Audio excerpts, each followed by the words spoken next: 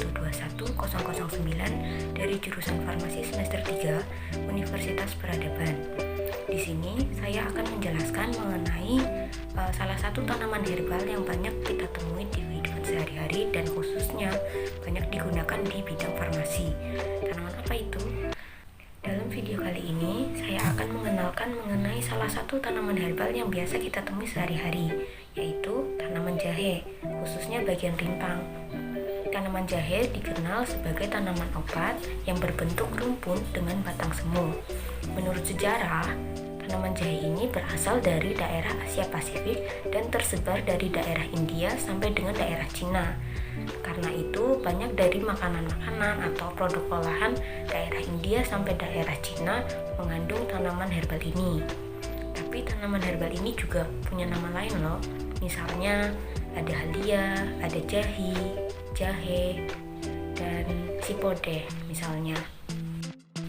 Untuk sentra penanaman tanaman jahe ini tersebar luas. Beberapa negara sudah menerapkan budidaya tanaman jahe, misalnya Meksiko, Australia, Jamaika, Pakistan, India, Yunani, Mesir, Jamaika, termasuk Indonesia.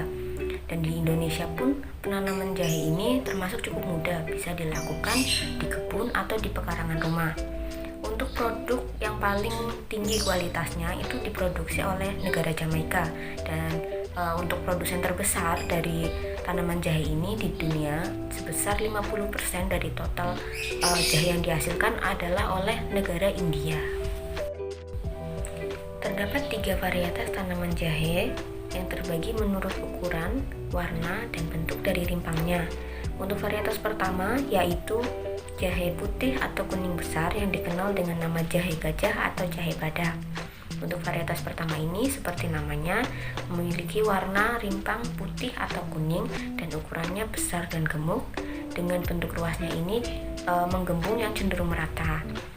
Jahe gajah bisa dikonsumsi baik ketika masih berumur muda maupun sudah tua dan dapat dikonsumsi dalam bentuk jahe segar maupun dalam produk olahannya.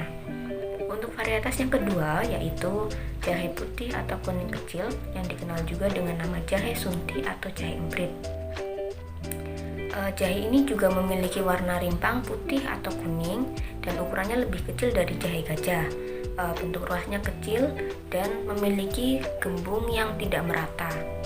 Kemudian untuk konsumsi dari jahe ini sendiri biasa dalam bentuk ramuan obat-obatan, minyak atsiri maupun oleoresin.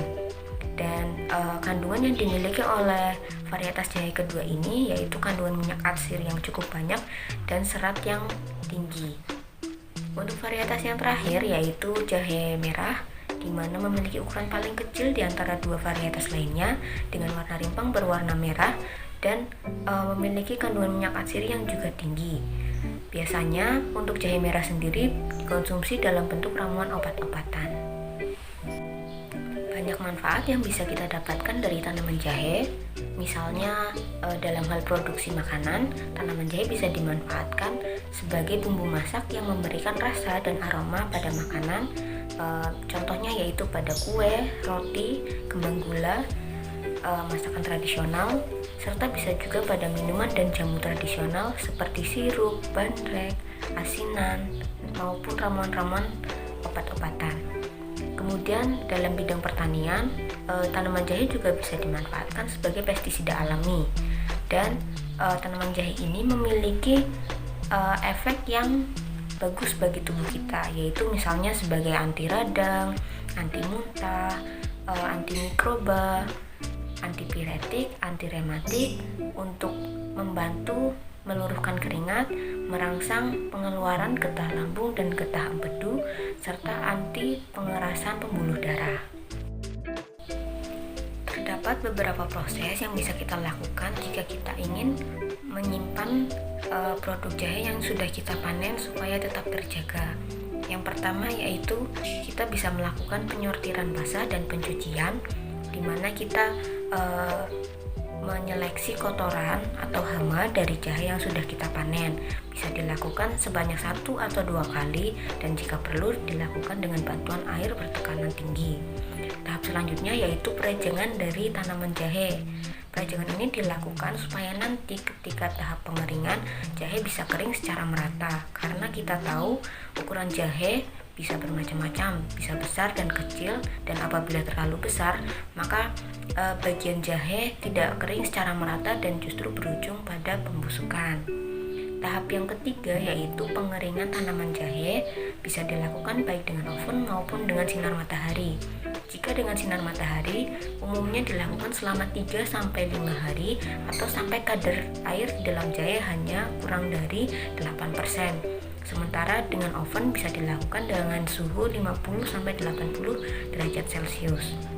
Tahap selanjutnya yaitu penyortiran kering, atau kita memilih lagi jahe dari kotoran-kotoran atau produk jahe yang sudah rusak pada tahapan sebelumnya.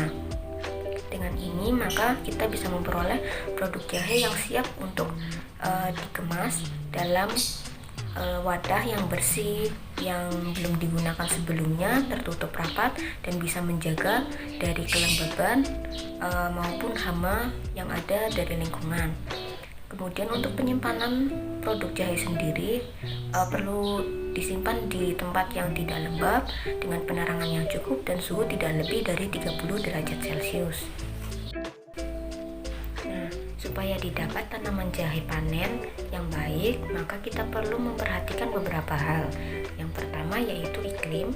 Tanaman jahe dapat tumbuh dengan baik di daerah dengan curah hujan antara 2.500 sampai 4.000 ml per tahunnya. Kemudian khusus untuk tanaman jahe berumur 2,5 bulan sampai 7 bulan masih dalam tahap pertumbuhan sehingga membutuhkan sinar matahari yang cukup. Kemudian yang kedua, media tanamnya sendiri. Untuk tanaman jahe baiknya ditanam di tanah yang gembur, subur, dan memiliki banyak humus. Dengan teksturnya sendiri umumnya yaitu liat atau lempung berpasir maupun tanah laterit. Dan pH dari tanah ini sebagai media tanam umumnya antara 4,3 sampai sekitar 7, seperti itu.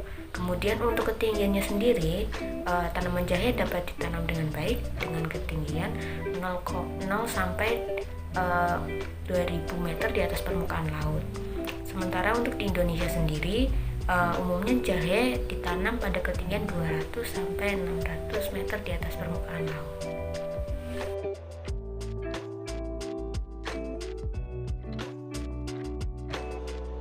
Nah, itu tadi sedikit pengenalan tentang tanaman jahe yang kita tahu sehari-hari.